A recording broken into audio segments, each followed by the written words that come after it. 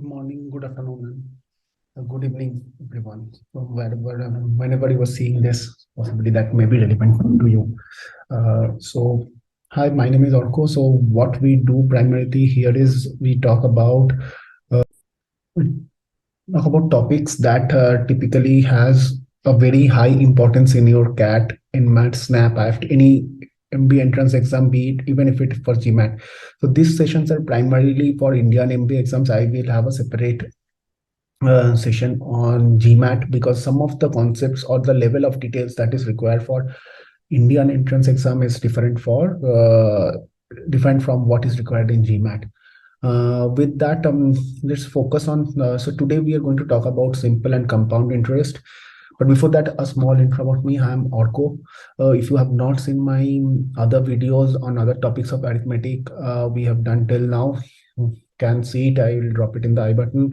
So I have been teaching with prime institutes that prepare for all MBA entrance exam, including GMAT, for almost last 6-7 years now. So I thought of starting this video series where I will share my knowledge or what I have learned from teaching different students, appearing in multiple CATs and seeing the exam patterns, the questions coming out of it. So share that experience so that it may be beneficial for you. So we will do it in a series wise for each topic. So what I decided for each topic is we will cover it in 3 different sessions. The first session will keep it light, which is the foundational session, just talking about the concepts, formulas, stuff like that. Not typically go very much into problems or very foundational, very high level. Some of the examples we can take. The next session 2 on that topic will be on the foundational problems. So that will apply some of the concepts that you learn from here. Some of the formulas that you learn from here will be applied there. And the third session is typically on the advanced problems or level 2, level 3 problems. So that's how we cover each of the topics. So we have covered quite a few number of topics till now. You can go through the playlist and see them. But whatever topic you pick, the idea is follow it in the right order so that you can relate what I'm saying. So with that, today we'll talk about simple and compound interest. This is one area which which may not have a lot of cross application, like probably a percentage profit and loss problem will not have a simple interest compound interest angle to it. So it has it's a isolated, not isolated, it's a individual area which focuses on that particular topic. So a simple interest compound interest problem will apply certain concepts from percentage, but that's all. Your average mixed allocation problem will not have application of concepts from SICI or simple interest compound interest.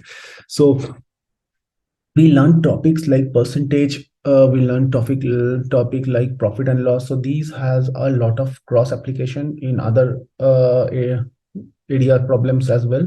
But SICI or interest does not have much cross application. But having said that, if you see last few years of paper, there are 1 or 2 questions that's coming in CAT, and similarly for INMAT, SNAP, IFT, there are around a couple of questions. Again, they are coming from SICI. So that way, it's a good area to have.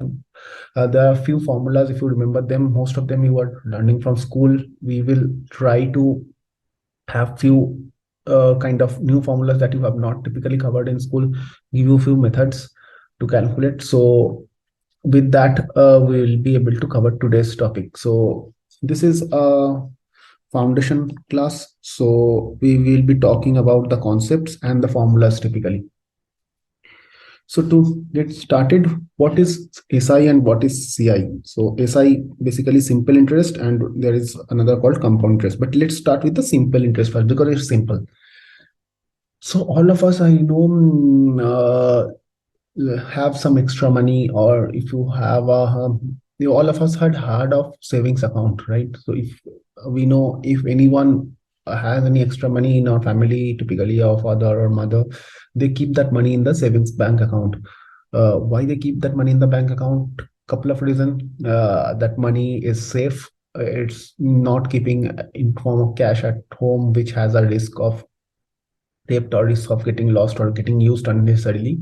So that's why it's a saving. The other way it is, if you keep the 100 rupees in your wallet, it will not become 102 rupees by itself. But if you keep it in bank will give you a certain, because you are keeping that money with the bank will give you certain interest on top of it. What is that extra money, that 100 becoming 102, 100 becoming 102? So this 2 rupees is the interest that bank is giving you, right? So this is called interest, and this is typically the principal. So I'll come to that definitions later, but that's how the whole banking ecosystem or the lending ecosystem work. So you keep the money with someone, or you lend the money to someone. They will use that money for their use, but yeah, where you can get the money whenever you want. But if you keep the money for a certain duration, you will get certain extra amount on top of that, that will grow your money. So that's what it's called as a interest as a whole. So there are two ways we calculate interest, but before that, let's understand few of the basic terminologies that applies to both simple interest and compound interest. So first is P, or principal. So these are normally taken as standards, these connotations. So P is normally principal. So principal is basically the money you started with. So money you begin with. So basically, if you lend someone 100 rupees, that 100 rupees is your principal. If you put 1,000 rupees in your bank, then that 1,000 rupees is your principal. So whatever you start with, that becomes your principal. Then comes interest, or I, which basically gets calculated based on the principal, the extra money. Because you giving that money to someone when they need it, or you depositing it to bank for bank to use it, and you are keeping it for a certain duration, bank will give you that extra money, or that person will give you, return you that extra money, so that you also have some motivation to give your money to someone. Then comes the R, or rate of interest. So this is very important. So this is, if in this example, if you see bank has given you 2 rupees on 100 rupees, so basically rate of interest is basically calculated as percent per annum. What does it mean is per 100 per year. So for normally rate of interest, if it is given as 2% per annum, or PA per annum, that means on 100 rupees, you will get 2 rupees as interest in 1 year, right? So that's what basically gets calculated by what is meant by 2% per annum. And then comes the interest, or sorry, time, or N, sometimes they say at T also. This is tenure, or the time you keep the money with the bank, right? So that's how it gets calculated. So time, rate of interest, interest, and principal. These are the four main entities that gets used in a SICI concept. The last one is A, or amount, which is nothing but the final amount that you get by adding principal and interest. So P plus I is basically the final amount that you get. So in this case, 102 is my final amount, right? Now, if the basic definitions are understood, let's move to how SI and CI is done. So basically, SI is, like we said, is a simple interest. So what do we mean by simple interest? It's like, let's say I give you rate of interest as, let's say, what is the FD rate? Let's say 5%, 5% per annum, right? If the rate of interest is 5% per annum, so that means on 100 rupees for 1 year, I will give you 5 rupees, right? Now, let's say I keep 100 rupees with the bank, my principal is 100, and I keep it for 3 years, which is my A not P is 3 year. And my R is 5% per annum. So what will be my interest? So interest, how you calculate interest, that's where the simple and compound difference differs. Rest all remains same. So how do you calculate interest for a simple interest is basically interest for for simple is basically gets calculated. Your principal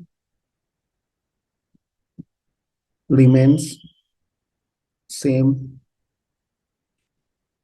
for each year.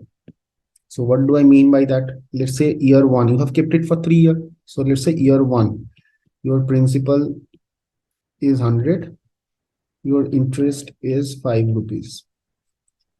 Year two, your principal is still 100, you get interest again as a 5 rupees.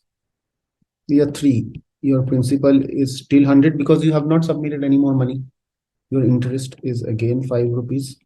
So your total interest is 15 rupees.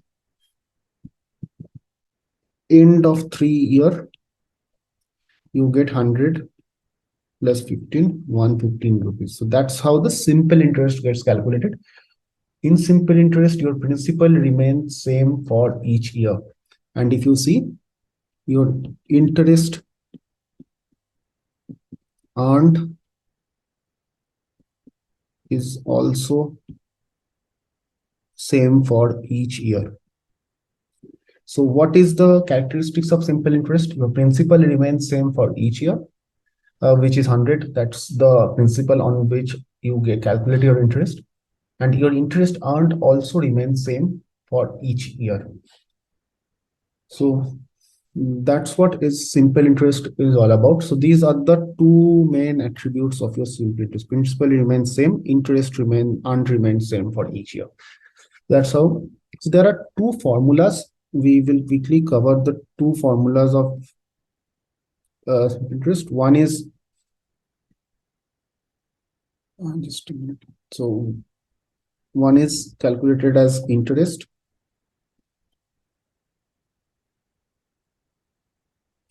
or I equal to P into R into D by 100. So in the previous example, my principal was 100, my rate of return was 5, rate of interest was 5, T is 3 by 100. So you can calculate, this is 15 rupees. So my amount is P plus I, or 115 rupees. That's what we did in the previous example. So this is the only formula for simple interest that you need to remember. So if this is clear, let's move to see what happens in a compound interest, right? So compound interest, or CI.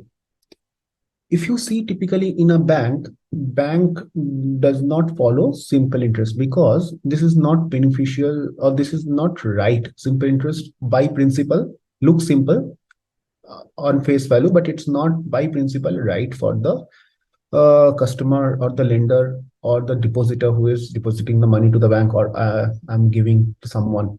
Because if you see typically what happens in year one, I give 100 rupees to the bank at a rate of 5% per annum. Bank give me 5 rupees. Now, my 100 rupees has generated 5 rupees by the end of year one only. So at the start of year two, bank now has 105 rupees, right? Because this 5 rupees I have not withdrawn. So if I have not withdrawn that money, that interest that bank has given me in year one, in the year two, I will have bank will have 105 rupees from me, because that 5 rupees also belongs to me. I have not taken it out. So the bank has now 105 rupees to invest, right? And why it matters? Because how bank gives you interest. So you give 100 rupees. So let's say Arka give 100 rupees to SBI, let's say. Okay. Now SBI will give this 100 rupees to, let's say, Sham, and as a loan. Let's say Sham gets an education loan from the bank. SBI gives that and my 100 rupees only to Sham. For Sham, the loan that banks gives, let's say 8% per annum. So that means bank is getting from Sham 8 rupees. And what bank is giving me back is 5 rupees, because bank is 5% per annum. So this extra 3 rupees is the earning for the bank. So whatever money we deposit in the bank lends it ahead. So that, or put it into the share market, or not share market, but also in other investable instruments from which bank earns interest. And bank's earning is more than the bank giving you back as a percentage interest. So if a bank has more money, bank will invest the more money. So bank will invest in next year 105 rupees and get interest out of that 105 rupees. But bank cannot give me interest for second year on 100 rupees, because my 105 rupees is with the bank. Bank has invested the whole money, or lent the whole money, whole 105, and getting interest out of it. Interest out of 105, bank is not getting in the second year. Bank is not getting interest out of 100 rupees. Bank is getting interest out of 105 rupees. So then why bank will give me interest on 100 rupees? Bank has to give me interest on 105 rupees. Be the rate my for me may be lesser compared to what bank is giving ahead, but it still has to be on 105 rupees. So in year 2, you will get 5% of 105 rupees, right? We'll calculate that. So that's the main sole difference between your simple interest and compound interest. So let me take a simple example for you to show how it happens. So 10%, 5% gets calculatively complex. I want to focus on the concept right now. So are equal to 10% per annum. So what will happen in SI and what will happen in CI? So let's say your principal is 100, and let's say you have kept it for 3 years. Okay. So year 1, your SI will be 5 rupees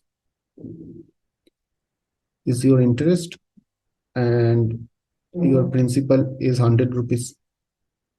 For CI, it will same 5 rupees as interest and 100 as principal. In the year 2, your principal will still be 100 and your interest will still be, sorry, this is 10 and this is 10. Interest will still be 10. But in year 2, this will become 110, because these two gets added up and then 110. So your interest will be 10% of 110, or 11 rupees.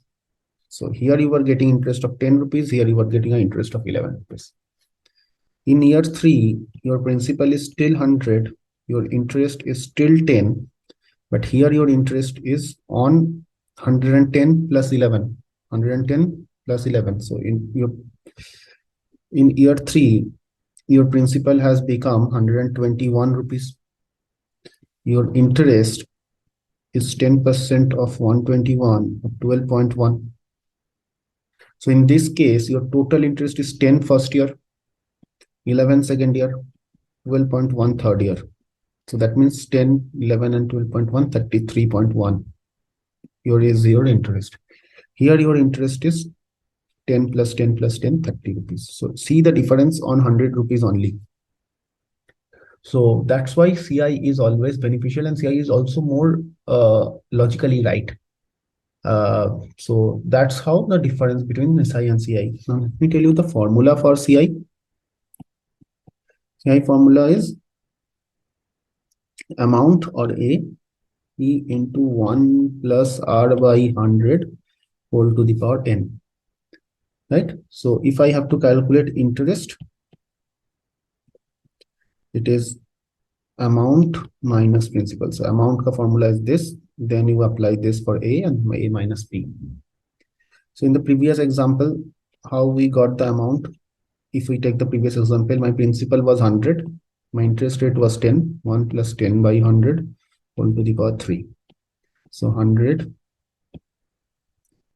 into 110 by 100 to the power 3. So it's cancelled. So 100 into 11 cube. 11 cube is 1331 by 1000. 10 cube is 1000. So this gets cancelled. So 133.1. So that's how you calculate your amount. So your amount, you know, your interest was 33.1, your principal was 100. So your amount is 133.1. So this is the formula for SI and CI.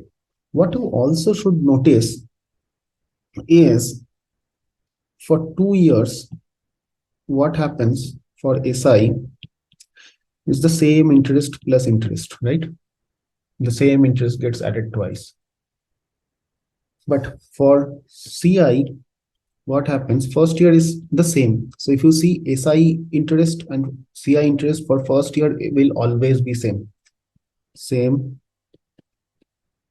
for year one. And this will be normal interest.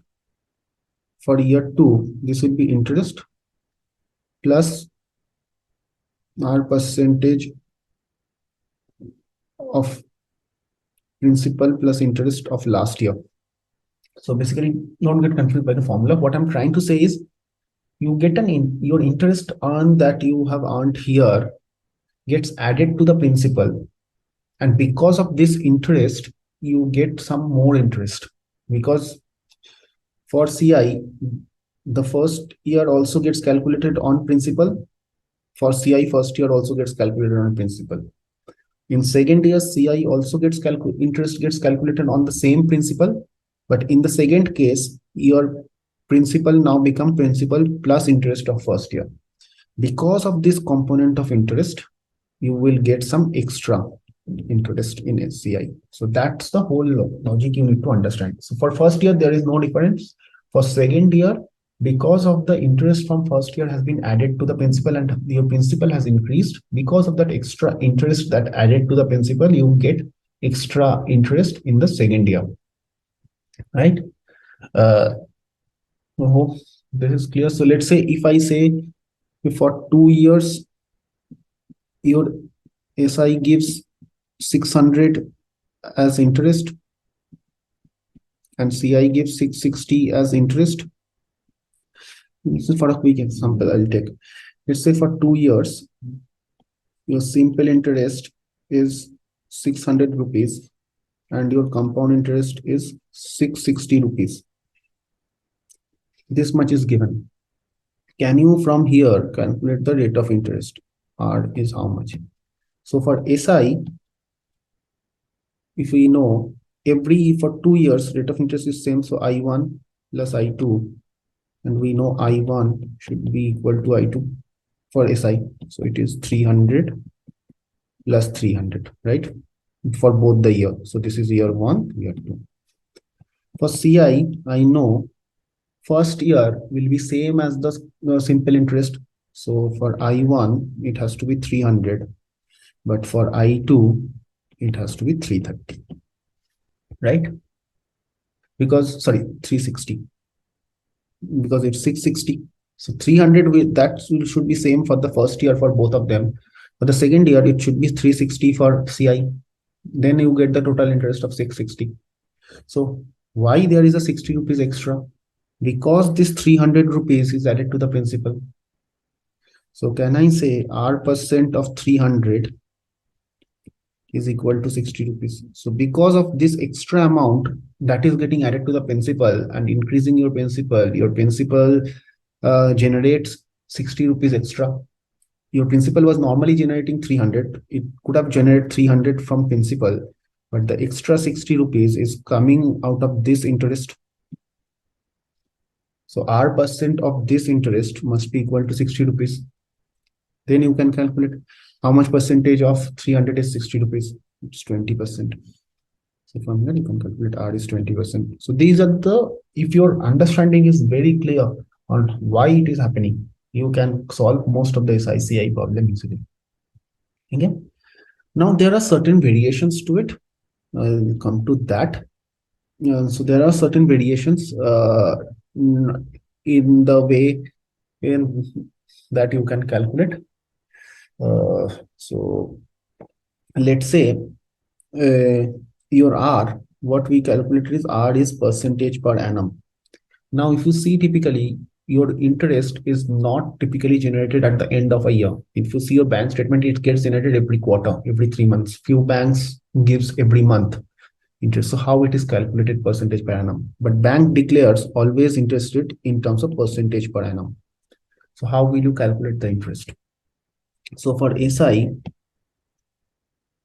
but first percent per annum, but when it gets compounded quarterly, compounded or calculated, let's say quarterly. So that means in a year, 4 times this interest is calculated. So for SI, your principal, sorry, your interest will be P into R by 4 into 40 divided by 100. So basically, how many times your principal is getting calculated, your R should be divided by this much and your time should be multiplied by this much. So for SI, it does not make any difference and it becomes T or T by 100 only. So for SI, compounding multiple time will not make any difference. At the end of the day, you will get the same interest because you are dividing R with the number of times it is getting compound calculated and multiplying the same number of times in the tenure with the tenure. So then it becomes nullified. What happens for CI is very interesting. So amount here is E into 1 plus R by N 100 whole to the power nt. N is the number of times that is getting multiplied. So in this case, the number of time getting multiplied is 4 times. So here my amount will be P into 1 plus R by 4 by 100 whole to the power 4n, or yeah, 40, sorry, 40. So 4 times because it's quarterly. If it is half yearly, this 4 becomes 2. If it is every month, then it 4 becomes 12. Sorry, n becomes 12. So that's how you calculate the number of times get multiplied. So that's the only change you need to do. Read the problem carefully, whether this is percentage annum is the rate of interest. Is it compounded annually? If it is compounded annually, you don't need to change anything because n becomes 1. If it's compounded half yearly, then n becomes 2. If it's compounded quarterly, then n becomes 4. Compounded monthly, n becomes 12. So that's where you need to be a little cautious on calculating compound interest formula specifically. So that's about it. Is basically when R changes, how things will change. So this is what we wanted to cover. In terms of calculating compound interest, so there are typically few formulas. Before that, okay, there is one more thing we wanted to cover. Let's say rate of interest is different for different year. So let's say year 1, your rate of interest is R1 percentage. In year 2, your rate of interest is R2 percentage. In year 3, your rate of interest is R3 percentage. So principal, you can calculate easily for simple interest for each year. It's a direct formula. But for compound interest, it's basically P into 1 plus, instead of writing 1 plus R by 100 3 times, what we will write now is P into 1 plus R1 by 100, 1 plus R2 by 100, 1 plus R3 by 100. So this is the change in the formula that happens if the rate of interest is different for different year. So that's what you need to change for compound interest. I think that's about it. The last part, we will talk about calculating compound interest because it becomes a little tricky in terms of calculating with an exponent and stuff like that. So what you can do is there are 2 ways to calculating compound interest easily apart from the formula which is we have given P into 1 plus R by 100 whole to the power n. That's one formula. The other formula, one is using successive percentage. I'll show you an example. Let's say R is 10% per annum and P is 100. So now I know first year compound interest will be 10 rupees. And in the second year, it will be 11 rupees because 100 plus 10, 110. So then 10% becomes 11 rupees. So your total interest is 21 rupees, right? Total interest. Now, successive percentage, basically, if you use, you will get the same. If you recall from compound percentage profit and loss class, we did a successive percentage. How did we do? 10% being added twice. So 10 plus 10, 10 into 10 by 100. So it's 21. So 21 percentage on 100. So your interest is still 21. Remember, if it is more than 2 years or 3 years, then you use that 21 for first 2 years. Then the successive percentage formula is what? A plus B plus AB by 100 percentage. This is the equivalent percentage of two separate 10% calculated successively. Successive means what? You got something, you add that, and the next one will be applied on the total after adding the previous one to the base.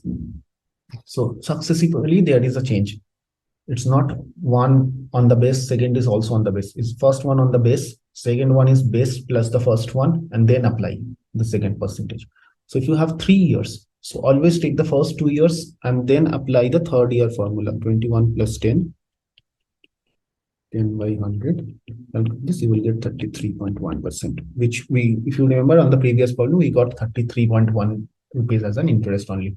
So always remember, compound successive percentage formula will give you a percentage. You need to apply that on the principal to get the total interest for both the years, or total interest for the whole tenure. If there is 4 years, then use that as A and the fourth year interest rate as B, which is 10, and typically do 33.1 plus 10, 3.1 into 10 by 100. Like that, you can continue. So this is one way of doing it, but remember, always take two at a time. First two, get the answer, use that, and the third one, get the answer, use the result, and the fourth one, get the answer. So that's where you move on. That's one way of doing it. The other way is called Pascal's triangle. So how will you do the Pascal's triangle? So this is one. So I will just first write the triangle for the formula. 1, 1, 2, 1, 1, 3, 3, 1. So you can get the gist, right? What I'm writing, first started with 1, then 1, 1, then start with 1. This 2 is the sum of the 1 and 1, and then ends with 1. Again starts with 1. This 3 is the sum of 1 and 2, the number above it. This 3 is the sum of this 2 and this 1, and then the again ends with 1. So this is 1, 4, 3 plus 3, 6, 3 plus 1, 4, 1. I can take 1, 5, 10, 10, 4 plus 1 is 5, and 1. That's how this is. If you see, this is form of a triangle. This triangle is called as a Pascal's triangle. So this Pascal's triangle is typically used in calculating compound interest. How? I will come to that. So if you see typically, so this is nothing but your principal. So this is your year 1. Consider this row if it is 2 years. Consider this row if it is for 3 years. This row for 4 years, and so on. So let's say the same problem. What we are doing, we have R equal to 10% per annum. We have principal for 100, and our tenure of T is for, let's say, 3 years. So compound interest, how will you calculate? So 3 years means I will take this 9. So first is you calculate the amount. First is 1 into 100. 100 is my principal. 1 into 100 plus 1. Next is 2. So 3. 3 into 100 into 10%. Right? Next value is again 3. So 3 into 100 into 10% whole square. Last is 1. This one plus 1 into 100 into 10% whole cube. So basically, first you multiply with the first one into 100. This gives you the principal, and this entire piece till the end is your interest. Okay, so we'll calculate that, but let's see how it works. So 3 is basically the coefficient that you get from here, multiply with principal, and then into rate of interest. Then again the next coefficient, principal, and then my rate of interest square. Then again coefficient, principal, rate of interest cube. So the only rate of interest remains change, and keep multiplying with the coefficient of that particular place and the principal. So how will we get it? First is 100. Second is 3 into 100 into 10%. 100 ka 10% is 10. So 3 into 10 is 30. 3 into 100 into 10% square. 10% square means 1. So 10% square means 1 by 10 square. 1 by 10 square means 1 by 100. So 3 into 100 into 1 by 100. So that means it's 3. This is 1 by 1000. This 10% is 1 by 1000. So 1 by 1000 means 1 by 10. 1 by 10 means 0.1. We do this 133.1. So this is another approach of doing through Pascal's triangle. So whatever way you are comfortable, you can use it, and we will be able to consume that. Right? So that's the way we should solve simple interest and compound interest primarily. So these are the few things you should keep in mind.